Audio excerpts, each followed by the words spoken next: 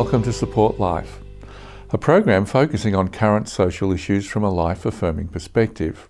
I'm Gavin Baulch, and later in the program we will be featuring one of the street talk interviews that we recorded last December with members of the public in our Bourke St Mall in Melbourne. But for now, our guest again is Russ Townsend, an expert on Eastern philosophy and spirituality. Russ, welcome back. Thank you very much, Gavin. Last time we talked about family, two lovely boys and a wife, and then your journey to Europe in 1988. And out of that, we touched on the word Vedic. More like Vedic. Okay, well, now we're going to get into it. So tell me a little bit about... So the Vedic literature is a vast body of literature that's been developed mostly around in India, stemming from as far back as about 5,000 years ago. It's mostly written in the Sanskrit language, and it forms the basis of Hinduism, what we know as Hinduism today. Okay, now here we are, we live in a very materialistic world, but it has a place, doesn't it? The material world? Yes. Absolutely. Yes. According to Vedic philosophy, which if we're going to discuss that to some degree, the material world has been created for a purpose. It's not simply some random collection of forces and atoms bouncing around which just happen to form into life and human beings, but it actually has an intelligent design behind it, and it has a reason for being here. Now, we may not know automatically what that reason is. There's no signposts here necessarily placed here, or an instruction manuals placed here by God. We do, to some degree, have to figure that out for ourselves. But it does have a purpose, and the living entities that come here to this material world have a purpose to be here as well. And that is? Well, each individual has their journey to go on. Yes. And where that relates to our discussion around a life-affirming perspective is that when the living entity enters into the body of a fetus at conception within the womb, if the mother then turns around and blocks that life from going forth, then you're actually blocking that individual from having their journey that they came here to the material world for. So it's just the same as if you went and kicked somebody out of their house. You're creating trouble for them. If you went along and destroyed somebody's house that they were going to live in, you're creating trouble. So it's like according to the Vedic philosophy, there is karma associated with that. So it's not simply for the sake of the particular living entity that you're giving trouble to, but for your own sake, that if you cause trouble to others, then you will get a karmic reaction for that. Yeah, cause and effect, butterfly effects. That's right. Which is there. So life now is precious because it's here. It's in a materialistic world, a world that's rushing headlong into hedonism. How do we slow this journey down? Well, I think the major lack within our current society is it's a lack of spiritual understanding. If we reach back in through the history of where this comes from, it really mostly stems from a period which is known as the Enlightenment, where scientific understanding of life really came to the fore. And in a sense, there's an artificial dichotomy between these two, again, artificially opposing sides of a spiritual understanding of life and a purely material understanding of life, supported by not really so much by science, but by scientism, right? Which you understand what scientism means. It's actually only a term that I discovered in the last year or so, but it's where you take that extra step of saying that science is all in all. And I say it's an artificial dichotomy because really the science is one realm, spirituality is another realm which goes beyond the mere physical realm, and both of these elements of the reality, the real world that we find ourselves in, exist concomitantly. Coming back now as a monk studying this in an environment where you went to some depths in your personal research and understanding of who you were and the spirituality of things, and now we come into 2014 and you're trying to marry that with a family, materialism. How is it going? Well, you know, I can understand how people in general, and for me personally, it's a struggle. It is not easy to live a spiritually focused life within this environment. It was obviously a lot easier when I was living in an ashram, basically dedicating my activities in a spiritual way, not really being involved so much in selfish, self-centered gratification and the ephemeral pleasures of this world, but really just focused completely on getting in touch with my inner self and getting in touch with God. Surrounded by people and an environment that all supported that, that was one thing, and it was very, very conducive. Now, in a sense, within our society, we're very much swimming against the stream in a lot of ways. You know, the television programming, the advertising that we get, the whole society and culture that we're in. Yes, we have little pockets of spirituality, but they're very much sort of tucked away in their own little corners. So I think it takes a lot of determination and focus and dedication to ensure that you can keep the spiritual dimension of your life alive. Would you agree with that? Yes, I do actually, and it's important that we articulate our worldview and what we're up against. So there are a variety of worldviews out there, and so in the application, what does that look like? Well, I meditate and pray every day, and I spend some time reading literature which is uplifting and enlightening. I try to engage in conversation with people about these subject matters as often as I can, to keep my consciousness connected with this kind of understanding, because it's very easy to forget and it's very easy to get covered over. So yeah, look, that's probably the most that I do at this point in time. Good, Russ. Well, thanks for just sharing the day-to-day application. And you are watching Support Life, and we'll be back after the break.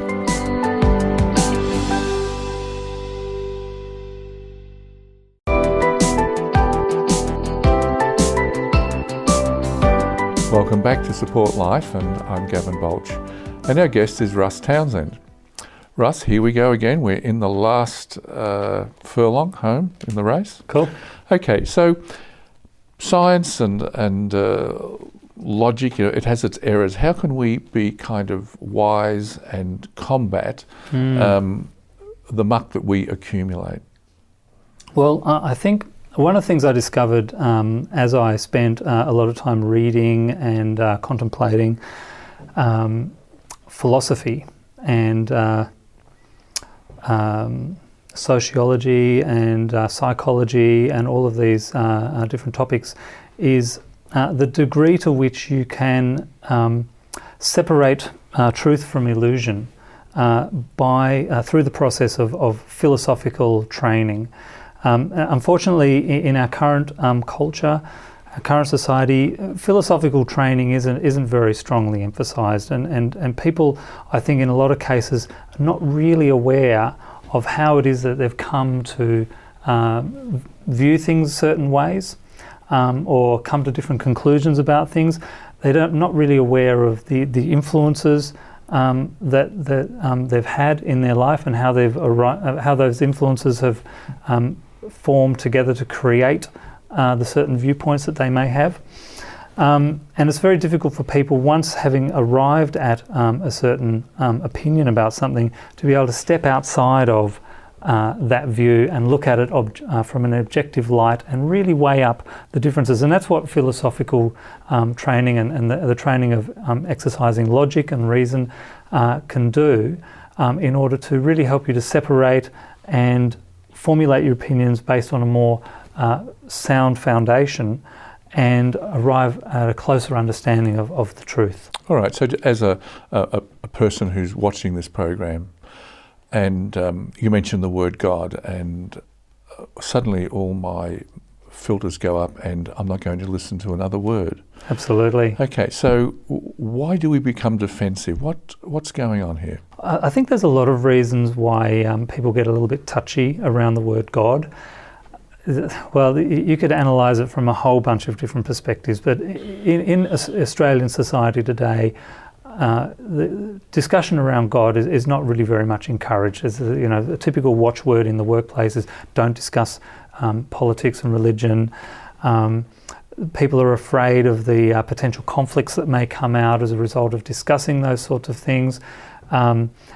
People, I think, have had a lot of experience with religions that may have come across oppressive in nature, or there's been historically abuse of power and so forth. So a lot of people, I think, view the usage of God as a tool for this kind of oppression and a hierarchical structure, power relationships and all that sort of thing. So they don't want to know about it. Also, I think that a very fundamental principle which the Vedic literature brings out quite clearly is that one of the reasons that the living entities come here to the material world is because of a rejection of God. And here we are living in the material world, trying to live out the fantasy that there is no God, there is no supreme controller. We can quite comfortably ignore the existence of God here because he doesn't make his presence, he's not in our face, right? He's not obviously there. He's created a world where if we wish to ignore him, if we wish to not know about him, then we are perfectly free to do that. So that's one of the functions of the material world. So, free will is left to its own devices, and we're left to our own choices. What about the word joy? Does that set us free? Absolutely, yes. In fact, I would go so far as to suggest or propose that a path or a life of spirituality is one of ever-increasing joy, that actually through the process, almost counterintuitive in a way, when one is in material consciousness, one thinks, I need to go out there in the world and get this for myself, I need to get that for myself. Really putting oneself at the centre, but even in saying oneself, they're really thinking in terms of their own physical body. So I have to see something nice with my eyes, I have to hear something enjoyable with my ears, taste with my tongue, laugh, in relation with other people, but it's all about finding something for myself. It's not so much about words like surrender to God or dedication to God. People don't really want to know about that sort of thing. That seems counterproductive, but actually the experience is it's absolutely worth the experiment. That if you try surrendering to God, try letting go of this attachment to self-centered enjoyment, you will actually experience a greater sense of joy and peace and well-being than you would if you're agitated by desires for narcissistic fulfillment. Mm-hmm. Well, now I'm going to jump across to, here's a woman with an unexpected pregnancy, and her circumstances are against her continuing with that pregnancy. If she would take a few moments and just take a deep breath and reflect, consider who she is, consider the life within, she might not come to that rather drastic conclusion and have an abortion. So, all right, so let me just frame this again. So there's a woman and she's pregnant, she's unexpectedly pregnant, yes. And then now she's faced with the prospect of having a pregnancy, giving birth, which yes. is a big deal. Yes. I know, I've been there on a couple of occasions. And then raising that child, which again is a huge thing to do. And on the other hand, she's considering, should I have it aborted? Well, I would suggest that, well, first of all, you are ending a human life when you choose to do that, and you would be robbing the world of the opportunity of this beautiful, unique individual to come into the world, and you're robbing yourself of that opportunity to form what would be one of the most precious relationships you could possibly have. Yes, there is a lot of sacrifice. I understand that. I go through that myself every day. There's a lot of things that you will not be able to do as a result of having children. But I think it's the nature of this world that when we accept sacrifice, when we accept hardship for a higher good or for the sake of higher principles, then a reciprocal reward is there as well in terms of our own spiritual growth as a person, and in terms of the good things and the joyful things that come into our life. Russell, I just think that that's a great point to finish up on. For the higher good and for our betterment and the betterment of the child, we choose life and we look to the things that are sacred rather than the things that are material. Thanks very much, Gavin. You're watching Support Life, and that's all for our conversation with Russ today. But stay tuned, because after the break we'll be back with one of the Street Talk interviews that we recorded last December with members of the public in the Bourke St Mall in Melbourne.